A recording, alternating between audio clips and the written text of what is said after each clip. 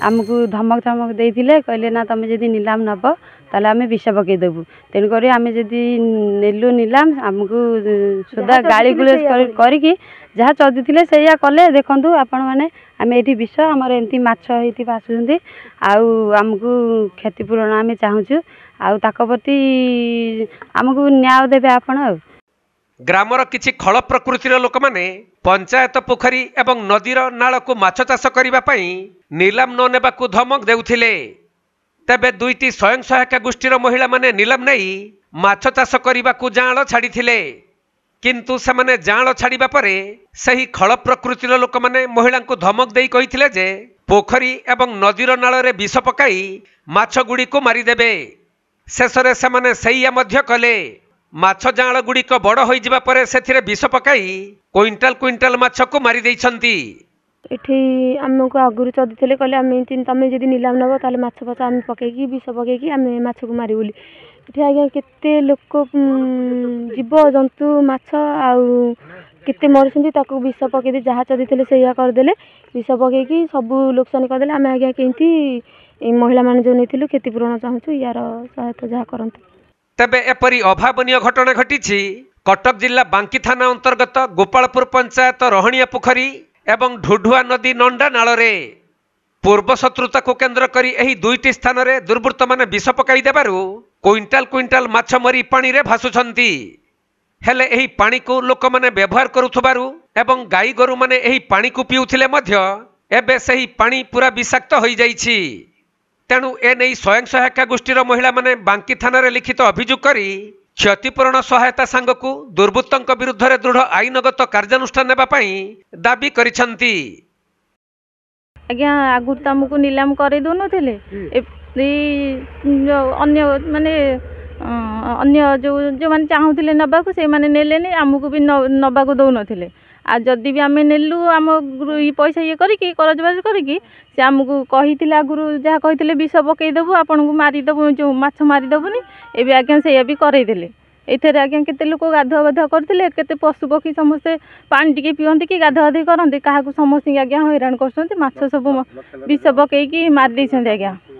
लक्ष लक्ष टंका नहीं आम करजबाज करिकी आज्ञा जाँळ छाड़िलु ताकू समस्त जो जाँळ से जो माछ सब मरिकी आज्ञा पड़िछंती सब आज्ञा हम क्षतिपूरण चाहूँ किसी गोटे माने जमी आम न्याय चाहूँ। तेबे रहणिया पोखरी को मां संतोषी महिला ग्रुप एवं ढुढुआ नदीर नंडा नाल को मां चर्चिका ग्रुप महिला माने नीलाम नहीं माछ छाड़िथिले। सेथिपई सेमाने सोसाइटी बैंक और गाउली सुधरे लक्षाधिक टंका ऋण करी माछ चाष करिथिले किंतु एबे दुर्बृत्त माने विष पकाई सबु माछ गुडी को मारी देइथिबारु ऋण किपरि परिशोध करिवे से नहीं चिंतारे पड़िछंती महिला माने।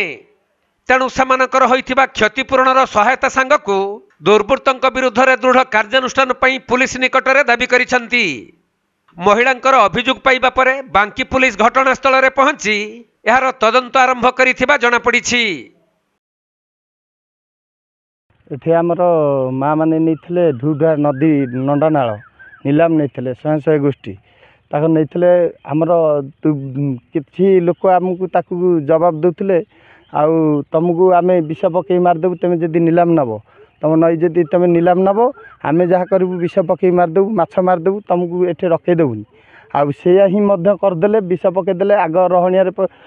ढुढुआ रहणिया मिसेकी दीटा जाकर पकईदेले ये माँ चचिका ग्रुप हेटा हूँ माँ संतोषिका ग्रुप दीटा जाकर पकईकी आज्ञा लक्षाधिक टंकार माछ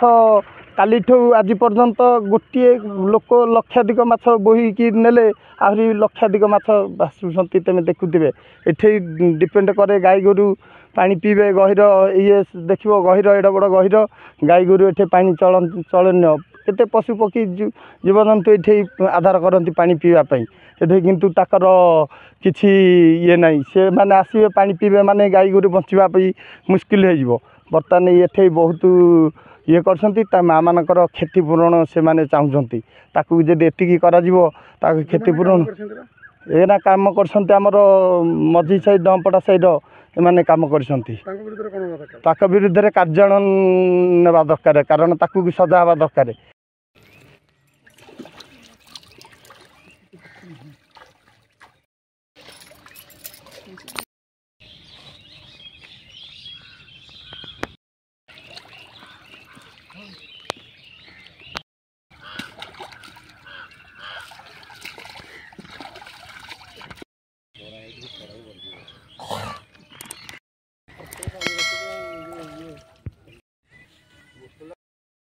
कटक जिला प्रतिनिधि राजेश कुमार साहू रिपोर्ट, कोणार्क लाइव।